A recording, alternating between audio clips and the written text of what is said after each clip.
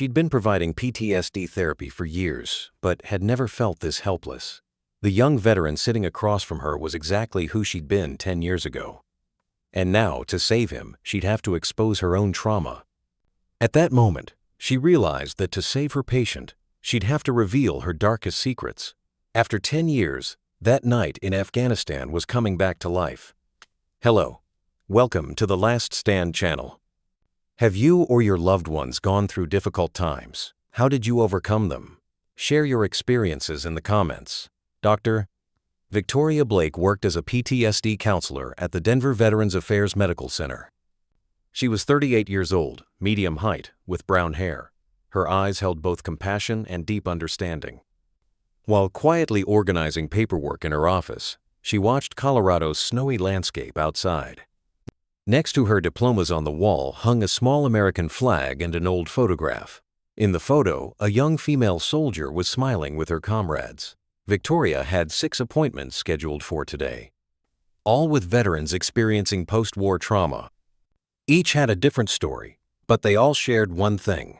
They couldn't sleep at night. At 3 p.m., there was a knock on her door. The young man who entered looked about 24 years old. Tyler Walsh. According to his file, he'd served 2 tours in Afghanistan as an Army combat engineer. Dr. Blake? He asked in a hesitant voice. Yes, please come in, Tyler. Have a seat. Tyler's hands were shaking. His eyes were constantly moving, as if checking every corner of the room. Victoria recognized these symptoms. Hypervigilance, constant threat assessment. How are you feeling? Victoria asked in a gentle tone. I don't know, doctor. Actually, I'm not doing too well.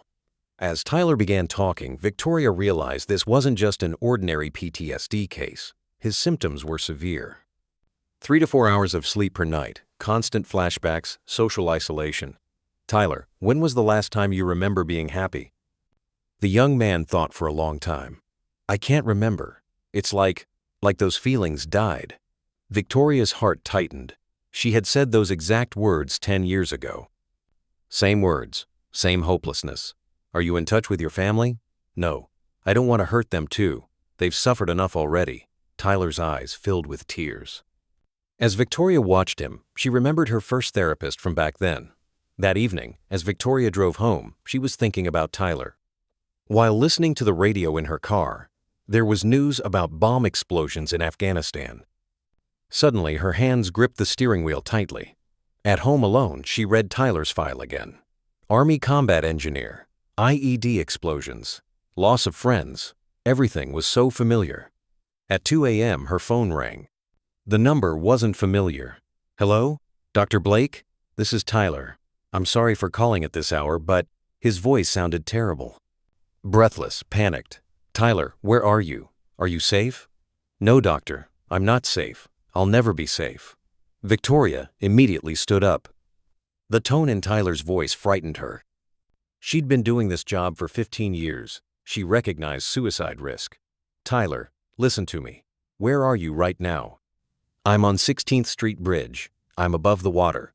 Victoria's blood ran cold. 16th Street Bridge was Denver's highest bridge, 200 feet above the South Platte River. Tyler, what are you doing on the bridge? You know, doctor, you know too. Tyler, please come down from the bridge. I'm getting in my car. I'm coming to you. No, don't come. I'm done. I can't take it anymore. Victoria didn't hang up. She called 911 while continuing to talk with Tyler. Emergency suicide attempt on 16th Street Bridge. Tyler Walsh, 24-year-old veteran.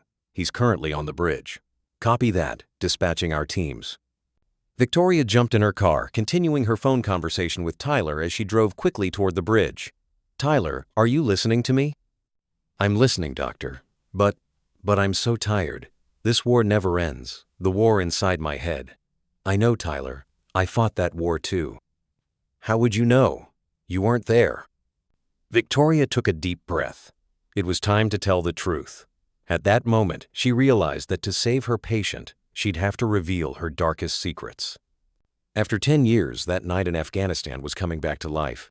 Tyler, I want to tell you something. I was there too. What?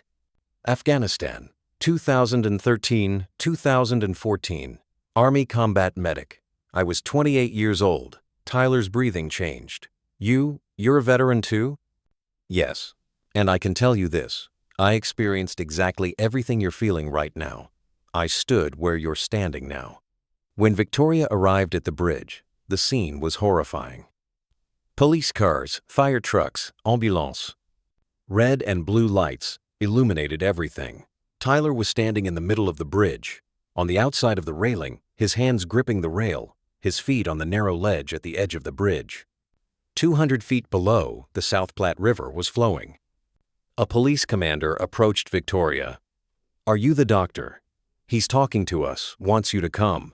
"Yes, I'm his therapist."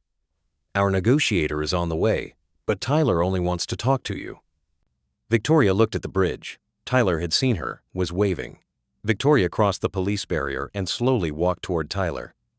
The wind was very strong, making it hard to talk. "Tyler, I'm here. Dr. Blake, you really came."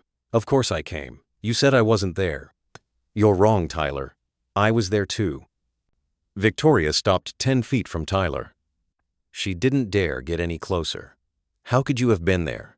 You're a doctor, not a warrior." "Tyler, do you know where I was on March 15th, 2014? "How would I know? Helmand Province. I was on patrol with my team. We hit an IED. 5 of my friends died right before my eyes." As the wind whipped her hair, Victoria continued, "Tyler, that night I stood where you're standing now. A different bridge, but the same darkness, the same pain." "Really?"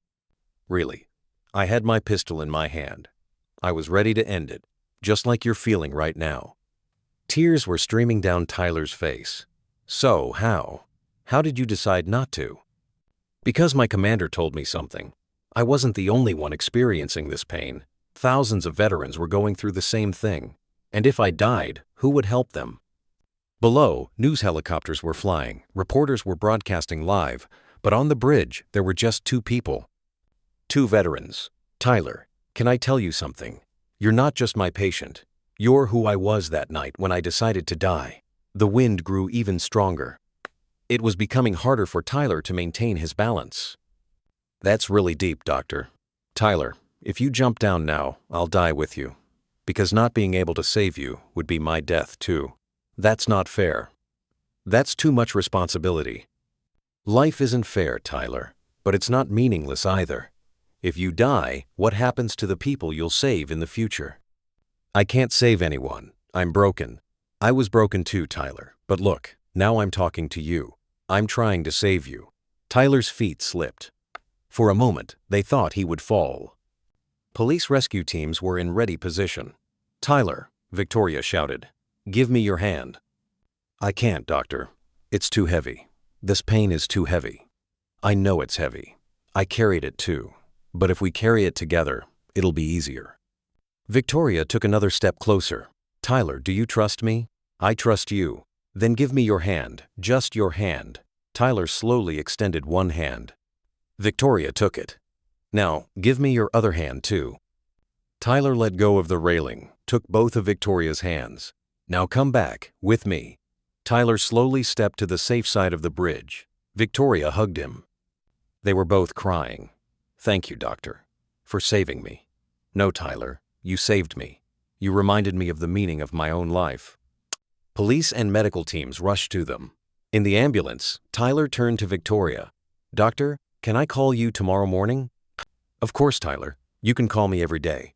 And maybe I can be like you, someone who helps other people." Victoria smiled.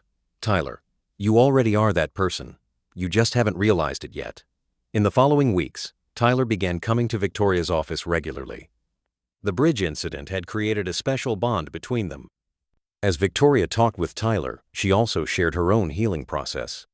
Each session was therapeutic for both of them. "Doctor, can I tell you something?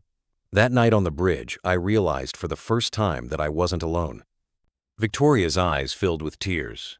"Tyler, you're never alone. None of us are alone." 6 months later, Tyler came to Victoria's office with different energy.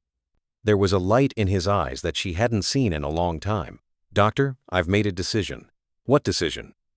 "I want to become a PTSD counselor too. Like you. I want to help other veterans." Victoria's face lit up. Tyler, that's wonderful, but are you sure?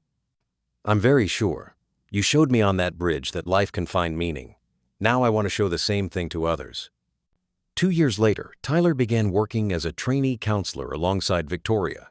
His first patient was a young veteran who had attempted suicide. As Victoria watched Tyler's first session, she could see how much he had developed. He was no longer that broken young man on the bridge. He had become someone who gives hope, someone who gives strength. After the session, Tyler turned to Victoria. "Doctor, this feeling is incredible. Being able to give someone hope. It completes me. Tyler, you're now part of the chain. I saved you, you'll save others." And so no one will be alone on that bridge. 5 years later, Tyler opened his own PTSD clinic. Victoria was the keynote speaker at the ceremony. Today, we're celebrating Tyler's success. But what we're really celebrating is this: that a person can find hope even in their darkest moment. Tyler also spoke. 5 years ago, I was going to die on that bridge. Today, I'm someone who saves lives. How did this happen? Because Dr. Blake taught me the most valuable thing. Our pain doesn't destroy us, it strengthens us. The veterans in the audience were giving a standing ovation. Most of them had experienced similar stories. If you enjoy these powerful stories, don't forget to subscribe to the Last Stand channel. We'll continue bringing you more hero stories every day.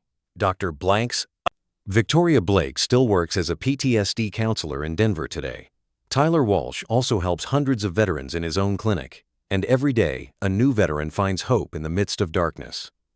Because someone tells them, "You're not alone. I was there too." 16th Street Bridge still stands in Denver, but now it's not just pain there. There's hope too. And sometimes in the silence of the night, those passing over that bridge can hear it, the story of two people who saved each other. Because true heroism sometimes emerges at the most unexpected moments, in the darkest places.